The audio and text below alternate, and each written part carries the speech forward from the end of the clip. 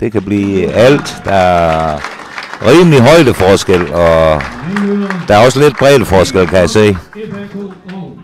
Og jeg kunne forstå på, vi havde en optagsartikel, der sagde, at chancen i supersværvægt for, at vi får en knockout eller nogen, der kommer ned og ligger, er væsentligt større end i de mindre. Er det korrekt forstået? Det er rigtigt. De slår jo altså lidt hårdere, så nogle gange så er det jo bare et stød, der afgør det hele. Jeg vil umiddelbart tro her, at der måske godt kan blive sat sig lidt på et afgørende stød. Og det som sagt et stød, der afgør sådan noget her, eller kan afgøre det. Og en gang imellem i supersvægt ser man også, når man kommer hen i anden omgang, så kan det også være konditionen, der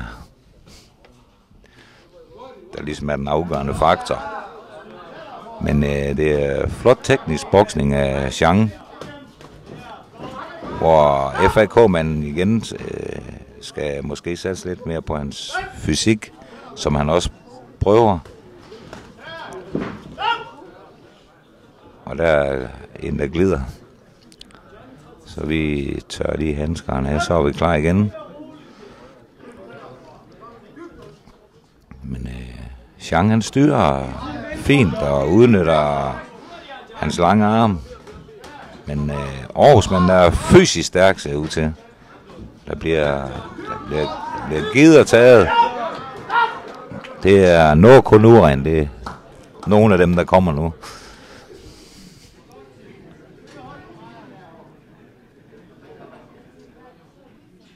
Nu vil Hans Bundgaard lige tale lidt med den.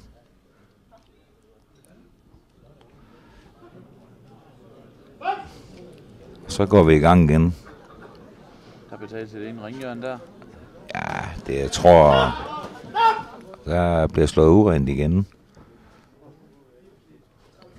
Og man bøjer hovedet godt.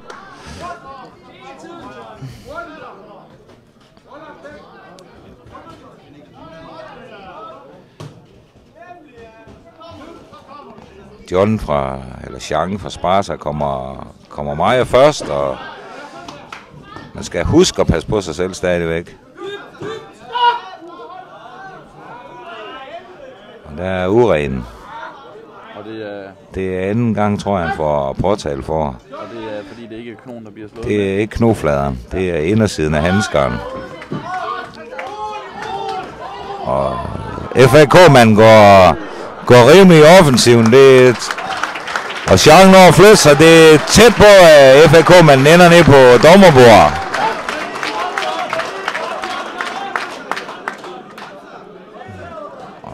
Vi kører i gang igen.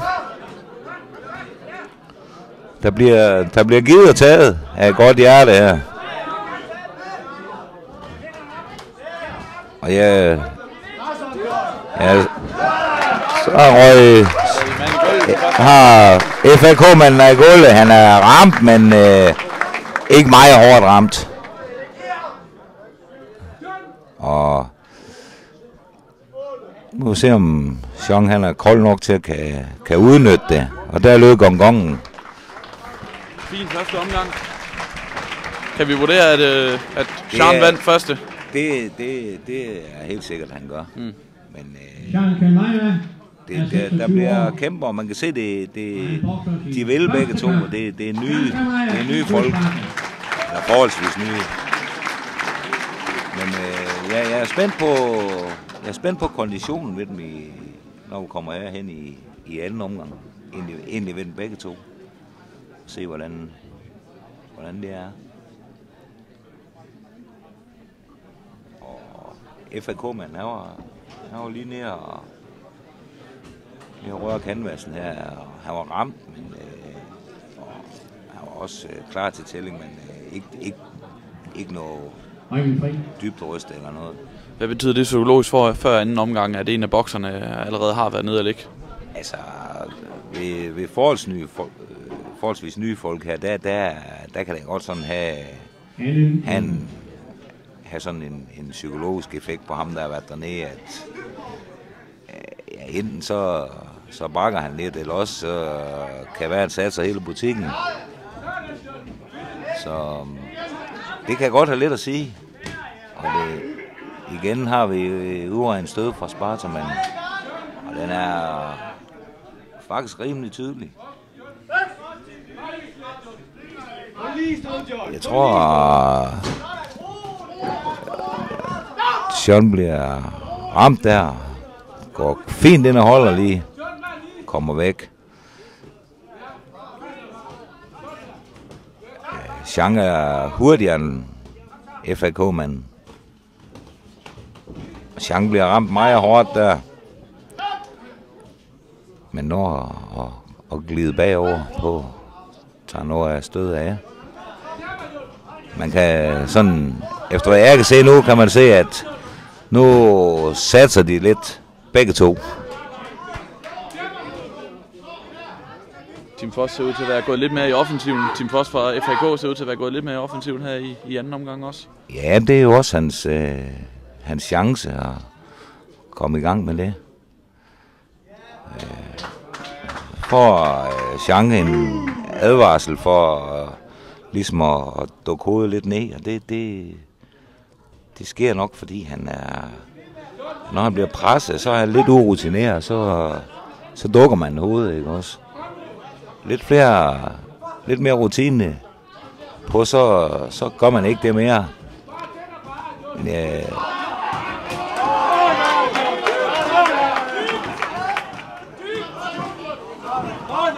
nu skal John passe meget på, at det er meget tæt på nogle urent stød, der kommer der i kampens hede. Og nu får Jean den anden advarsel. Nu skal han virkelig tænke sig om, når han støder her.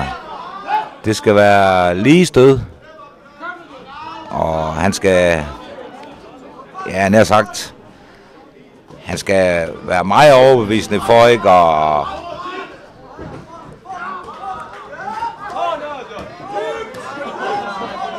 Det er en rigtig supersværhuskamp, vi har nu, hvor der bliver sat til det hele nu. Og trætheden begynder sådan set at melde sig lidt, kan man se på den begge to. Det er ligesom Chachetrin, de er ikke helt så hurtige, som de har været. Jeg vil mene, at Jean skal tænke sig lidt om, når han støder. Han har trods alt 2 advarsler. Bliver der talt over... Og Jean, han tror, der er pause. Nu kommer han i hjørnet der, og så bliver der talt over FAK-manden. Hvis kamplederen kigger sig bagover, skulle han stoppe med at tælle ved, at han har hænderne på toget. Og vi fortsætter. Så kører vi igen og ser om...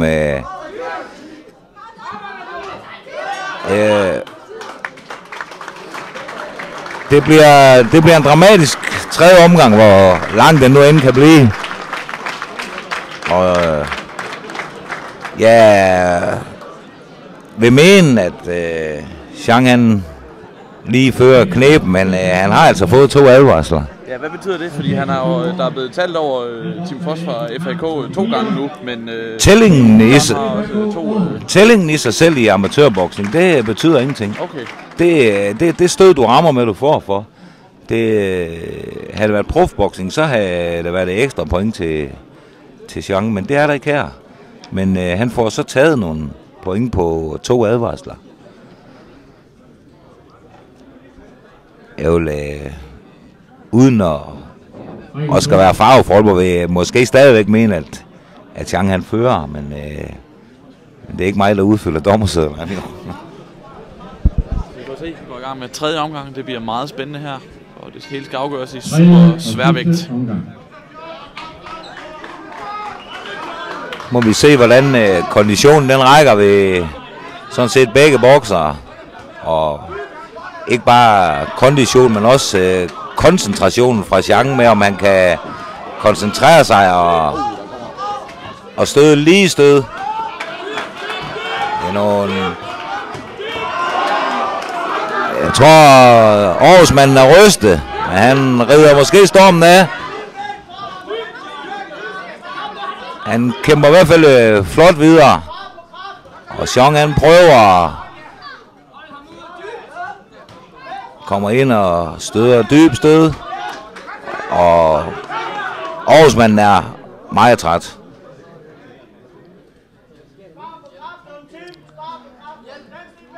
Og der er åbenbart et eller andet galt med Jeans hjelm. Jeg ved ikke, om den er løs. Det er hjelmen, der sidder løs på Jean. Den skal vi lige have spændt fast. Det giver Aarhusmanden lidt luft. Det er rimelig træls for bokseren, at sådan noget der det sker, hvis man lige har en rigtig god periode. Så går sådan en hjelm eller et eller andet løs. Det sker desværre en gang imellem. Vi er klar igen. Og det bliver nådesløs halvanden minut det her, tror jeg. Hvor der bliver sat sig alt. Og Jean han er meget langt ned med hans hoved. Han har mange odds mod sig, trods han er den, der har fået flest træffere ind.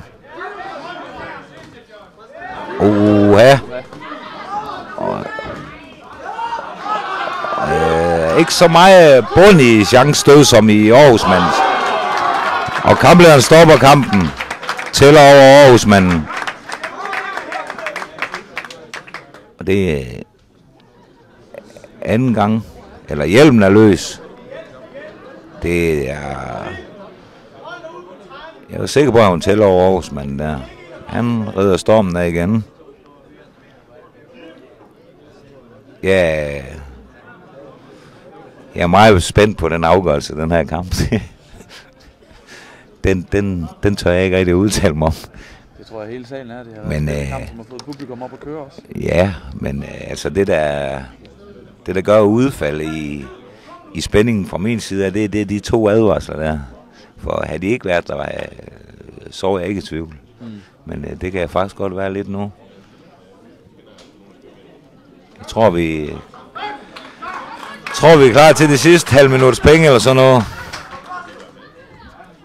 Jean han lægger godt ud med at se, om han kan komme ind på manden der. Han flytter sig godt og hurtigt på benen. Men mangler selvfølgelig lidt rutine med en kamp. Og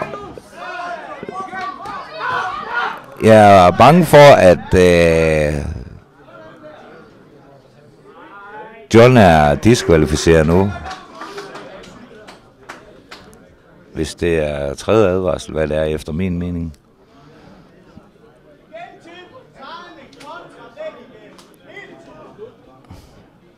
Og Spartamanden bliver diskvalificeret, da han får hans 3. advarsel. Ja. Og det vil jo sige, at Aarhusmanden han vinder kampen.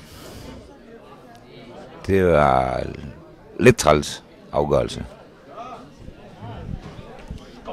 Ja, det var en knap så spektakulær afslutning på en ellers rigtig, rigtig god kamp.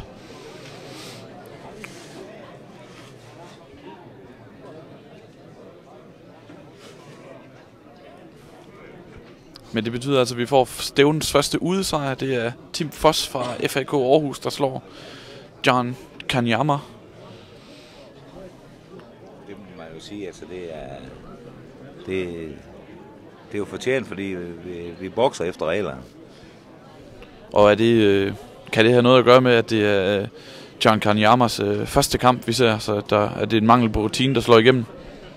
Det kan godt sådan altså i ivrighed og sådan noget kommer man jo måske til at slå nogle slag, der bliver med indersiden, ikke også? Og dem får han 2 advarsler for. Han får 1 advarsel for at dukke sig sådan set en gang imellem, når han bliver presset. Så det er lidt mangel på rutine, ikke også? Og ivrighed også.